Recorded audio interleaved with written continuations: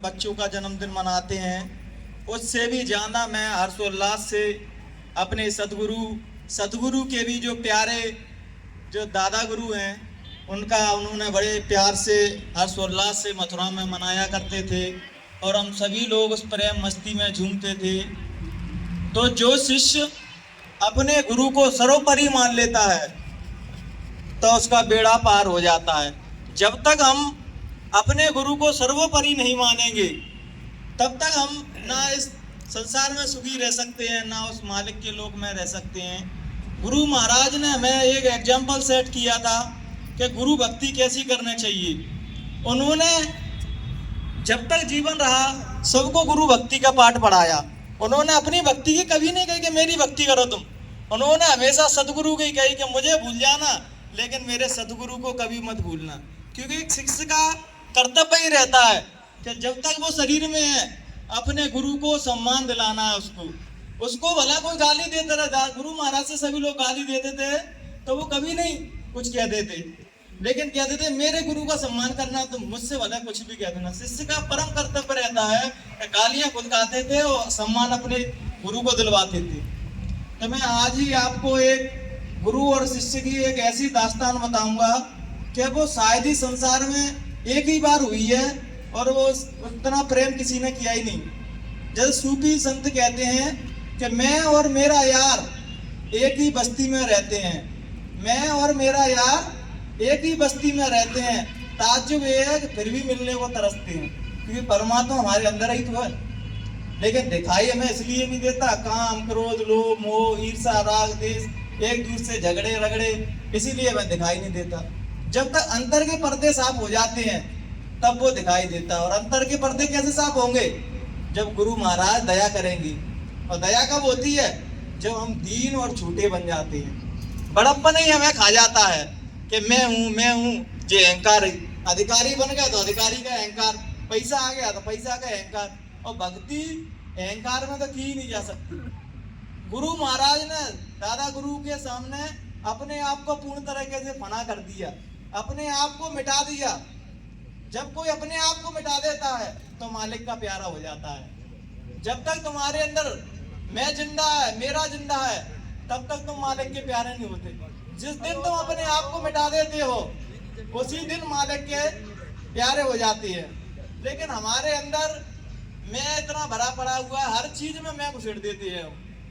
जैसे गुरु महाराज कहते थे कि बच्चा टाट मैंने दूसरों को समझाने के लिए पहनाया है, तुमको टाट पहन के अहंकार नहीं दिखाना, सबको प्रेम से अपने गले लगाना है, क्योंकि एग्जाम्पल भी तो सेट करना है।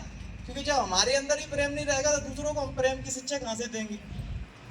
तो एक बुल्ले शाह थे और इनायत शाह की मैं आपको एक बहुत ही सुंदर गुरु भक्ति बताने जाऊंगा कि इनायत शाह और बुल्ले शाह की गुरु भक्ति कैसी थी।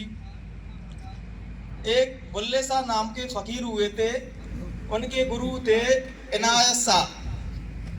तो बुल्ले शाह बहुत पढ़े लिखे व्यक्ति थे, बहुत ही इंटेलिजेंट कहें, बहुत ही ज्ञानी थे। उनको किताबों का ऐसा ज्ञान था कि इस्लाम वगैरह की सारी बुकें उनको मुंह खाली याद थी।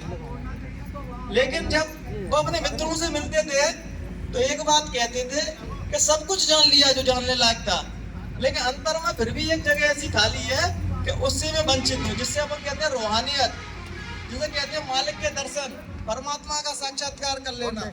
तो कब करते हैं? जब कोई हमें कामिल मुर्शिद मिलते हैं। तो गाया भी है, जब कामिल मुर्शिद मिलते हैं तो बात खुदा से होती है। जब तक वो मालिक के प्यारे नहीं मिलते हमारे जीवन में तब तक हम मालिक से बात नहीं कर सकते, उस खुदा से बात नहीं कर सकते। तो मालिक के प्यारे कौन है? संत सदगुरु मालिक के प्यारे रहते हैं। आज हम सभी लोगों की विडंबना क्या है कि मालिक से तो प्रेम कर रहे थे, लेकिन मालिक के जो प्रेमी हैं, जो मालिक उनसे बहुत ज्यादा प्रेम करता है, उनसे प्रेम नहीं कर पाते। इसलिए कभी भी कोई संत महात्मा कहीं भी आपको मिले तो हमें उनका अनादर नहीं करना, चाहे वो किसी भी धर्म के हो, किसी भी कौम के हो, कि इससे हमारा भजन साधना नहीं बन पाती। अगर हम किसी की आलोचना निंदा करने लगते हैं वो साधना में हमारे जीवन में दुखदाई हो जाता है। तो सभी मित्रों से उन्होंने पूछा कि मालिक एक हृदय में जगह खाली है। तो उनके मित्रों ने कही कि तुम मुर्शिद की तलाश करो, गुरु को ढूंढो अपने जीवन में। वो कहते हैं मन की शांति, अंतरात्मा की शांति तभी मिलेगी जब कोई कामिल मुर्शिद मिल जाएंगे। तो उन्होंने ढूंढना चालू किया, तो सभी लोग ढूंढा, लेकिन कामिल मुर्शिद ऐसे भी मिल जाते हैं, पहले तो उसे योग्य बनाते हैं तब मिलते हैं वो। तो जैसे गुरु महाराज ने दादा गुरु के लिए कितना भटके वो, ऐसे ही बुल्ले साहब उस मालिक के प्यारे के लिए भटक रहे। तो भटकते भटकते इनायत शाह के किसी ने बताया कि जहाँ इनायत साहब नाम के फकीर रहते हैं वो बहुत रूहानियत की जानकारी रखते हैं, बहुत रूहानियत के अनुभव उन्होंने किए हैं। तो जब पहुंचे वहां तो उन्होंने क्या किया, उनके किताबी ज्ञान तो था ही, जहाँ हमें किताबी ज्ञान रहता है हमारे सामने कोई कामिल मुर्शिद बैठे हो हम उनको भी ज्ञान झाड़ने लगेंगे। अरे रामायण में जो लिखा है, वेदों में जो लिखा है, जो बताया नहीं वो चलते फिरते वो सब जितने भी ग्रंथ है सब अपने हृदय में समाये हुए हैं, उनसे ऊपर कुछ नहीं है। जो शास्त्र वगैरह हम पढ़ते हैं वो ज्ञान नहीं है, नहीं हम उनको ही ज्ञान समझ लेते हैं, वो महापुरुषों के अनुभव है, वो हमारे किसी भी काम नहीं आ सकते, क्योंकि वो उनके अनुभव है, हमारे अनुभव तो ही है। जब तक हमारा अनुभव नहीं बनेगा कोई तब तक हम उसको ज्ञान नहीं कह सकते। जैसा रामायण पढ़ ली तो गोस्वामी जी का अनुभव है, आपका अनुभव हो गया क्या हो, लेकिन हम 2-4 चौपाई उनकी पढ़ लेते हैं, उनको अपने आप को ज्ञानी समझने लगते हैं, तो रामायण को रचयिता नहीं बन गया।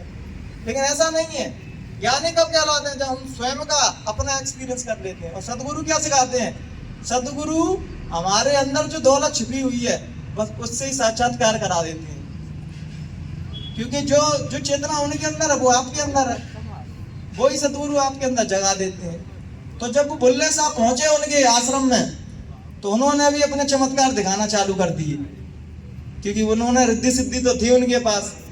तो उन्होंने क्या किया, एक आम का पेड़ लगा था,